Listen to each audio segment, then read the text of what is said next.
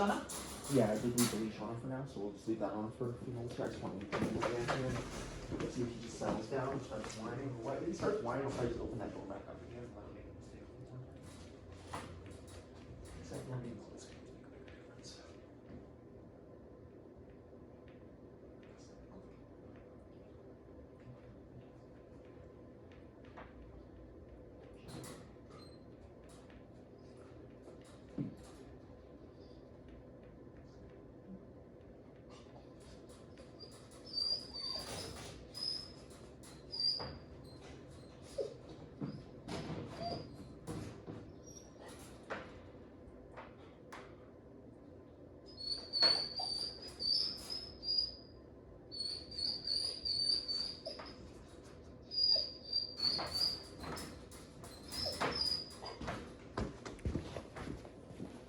Getting him into the crate here, what we're going to do, we're going to use our tone recall, which we taught him already in that last little lesson that we did upstairs here.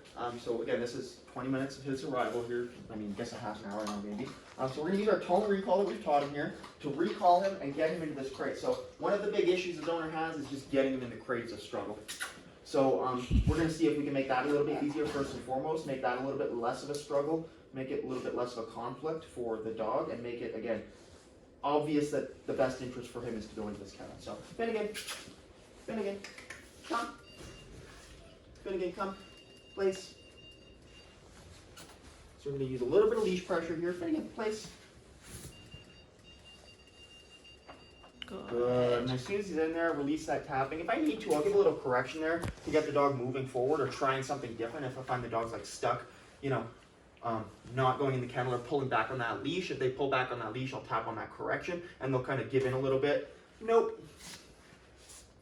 Good. So as soon as he steps out, we're just going to mark with nope and apply e-collar correction. Just tapping on the e-collar there until he makes his way back in. I'm tapping on the e-collar and I'll slowly up that level until it gets to a point where, again, he's clearly feeling it and clearly motivated to move himself back into the kennel the moment he feels it. And I'll just use my hands if I need to, a little bit of spatial pressure to make that happen. Now here is where the change of the mindset really happens when we're doing this, because now we're teaching the dog that they can leave the kennel. We're going to leave the door open and they are allowed to leave the kennel. But where so many people make the mistake is like they want the dog to go in the kennel willingly, but they have no way to prevent the dog from coming out other than closing the door in their face or putting them back in there and then throwing some more treats in there, repeating the same cycle again. It's literally the definition of insanity. And so when it comes to this, what we're doing is the moment Finnegan decides he wants to come out, we're going to mark that with a no.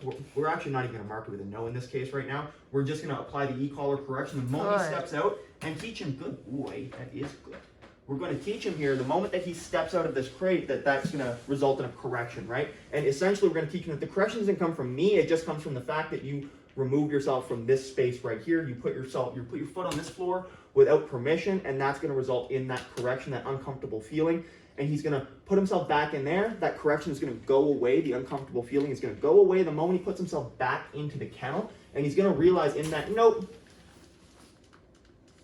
applying the correction, good. He's going to realize in that moment that just going back into there is how that uncomfortable sensation goes away, and he's going to figure out that this is a much more comfortable spot for him to be, and he's no longer going to have his mind on coming out of the kennel. And that's where the issues we see with separation anxiety or confinement anxiety comes from, is the dog is, again, they have a stronger desire to be out of the kennel than they have to be in the kennel. And unless you change that association, unless you change that state of mind, you won't get anywhere with this behavior of him actually positioning himself out of that kennel and committing to stepping out of it. That's where that uncomfortable pressure is going to turn on. And what we're going to do is we're going to slowly walk away from him here and teach him that no matter what, if he steps out of this kennel, uncomfortable sensation is going to turn on. He's going to feel that uncomfortable pressure. And the only way it goes off is if he goes back in here. If he gets farther away, it gets higher and higher and more uncomfortable the farther he gets from the kennel. And what triggers this, especially as we pattern this in, is us giving that place command. So we say place, we put him into that kennel. Once he's in there, that means that the floor is now hot lava anywhere outside of that kennel, and he knows that. He's aware of that because we've done these things. We've set it up so he can make these mistakes, and we can correct him for these mistakes, and then teach him how to shut that uncomfortable sensation off and where it's most advantageous for him to stay. And again, that's going to change that state of mind regarding coming out of the crate. We're going to make him want to stay in the crate more than he wants to come out. And it can only be done through aversive methods. It can only be done with making an uncomfortable sensation for the dog when they make the wrong behavior, right? When they do the wrong thing. So, good. We're just waiting for him to put his paw out, and as soon as he does, e-collar pressure is going to be applied, and I'm going to move in towards him and help him go back in there to teach him how to shut that off. If I need to grab his leash or whatever and bring him back in there, we can do that as well. And we can kind of just test this and see where he's at with it. Nope. Good boy. So right there, right, I'm marking with no, which I said I wasn't going to do, and I did it. And applying that correction in that situation. It is a bit of a habit with that. And I really think in this situation, it's best not to mark with no, because you want it to be an environmental correction. And what we're going to do is we're going to move on to just leaving the room, putting a camera on him, or just spying through the door. If I'm feeling lazy and don't want to turn the camera on. And I'm going to apply that stimulation the moment I see him step out, even if I'm not in the same room. And what he's going to realize is it's not contingent on my presence. And if I keep saying no and correcting like I'm doing, he's going to think that it is contingent on my presence. And that's where you get a dog that is, again, anxious about when you're gone. So we want to make sure that we can leave this area here and still apply that correction. Now it's getting hotter. Correction's getting higher. Place. And it turns off. Nope. Place. And it turns back on. And it turns off right there. And it got higher and higher as you wandered away, lower and lower as you got towards it. Takes a little bit of finicking around with the e-collar, a little bit of skill in that department. And we're really trying to make it as conflict-free as possible. So if I need to in that situation, I'll use a little bit of leash pressure, but I don't want to be like yanking him in there as I do that. I really want him to know that it's in his best interest to go there. And that's where lowering that pressure as they get closer to that entrance really comes in handy with this exercise. But again, it can take a little bit of finicking. Okay, so we're going to do this again, a little bit more distraction here. Nope. Good, and I marked it again. God damn it, that's okay. We'll get it.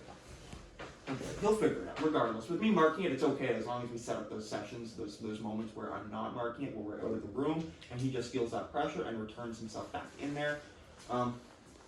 It is a bit of a bad habit with that, the mark. It's hard when you say it all the time, hey? Well, it depends on the situation too. Like I would say nope if I was just doing a threshold exercise with him, but this is kind of a little bit deeper than just a threshold exercise. I really want him to be thinking that it's a natural, like an environmental correction, I guess, right? Like the environment is what's causing that correction. And again, that's where you change that state of mind, is by making them think that it's something that comes from the environment, it's natural, and that's how dogs learn, right? And that's what we're looking for when they actually relax, right? And then what we can do is, this is where we can start to sneak out of the room and see if we can expand the criteria, right, to the point where we can actually leave. And he is relaxing his kennel. So we're going to do that. We'll just walk out the door here. I'm just going to have to keep this here.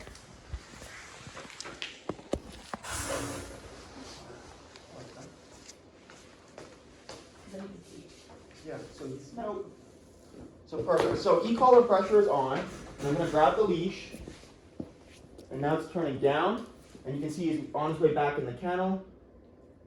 Good boy. If I need to help him out with that place command, stay. I can help him out with that place command by giving that command again. So we're going to walk away again. And basically every time he does that, it might take a few repetitions. I'm glad you put that there because I actually can't see it. Might take a few repetitions with that, but...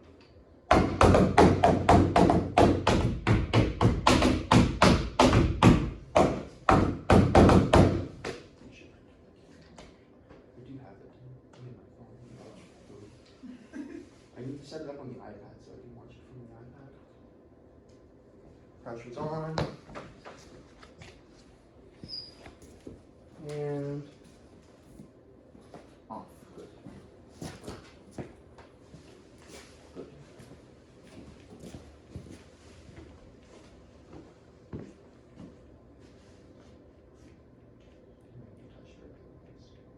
He wanted to go back in there, but I think it's getting...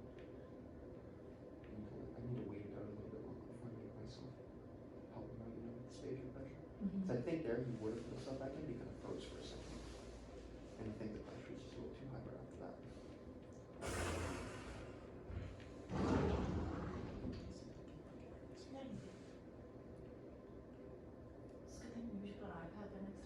Yeah, for sure. If you want to go grab it, you can set it up for right now. I guess it's... I can see.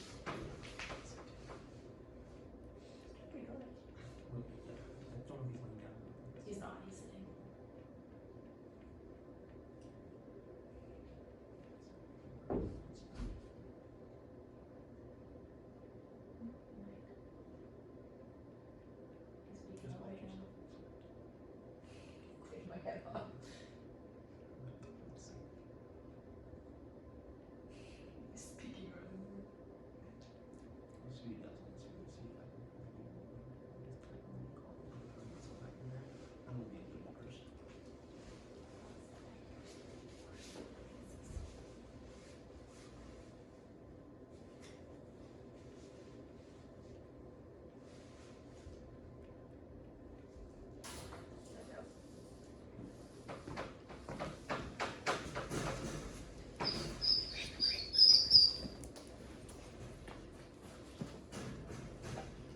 Place. Good.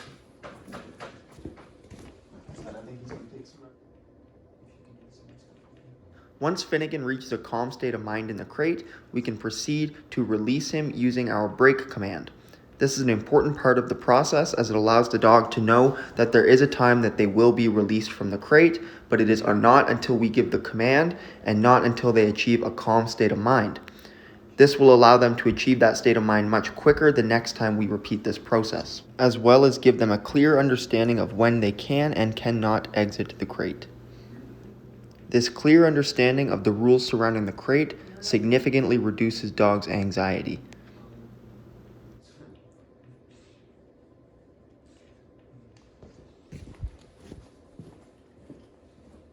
Break. Good boy, Finnegan. Good boy, Finn. After releasing the dog for a quick potty break, we will bring them back inside and repeat the exercise once again, this time closing the door. If the dog proceeds to have a fuss in the crate with the door closed, we will simply open the door and correct for any attempts to exit, leaving the door open for longer if necessary.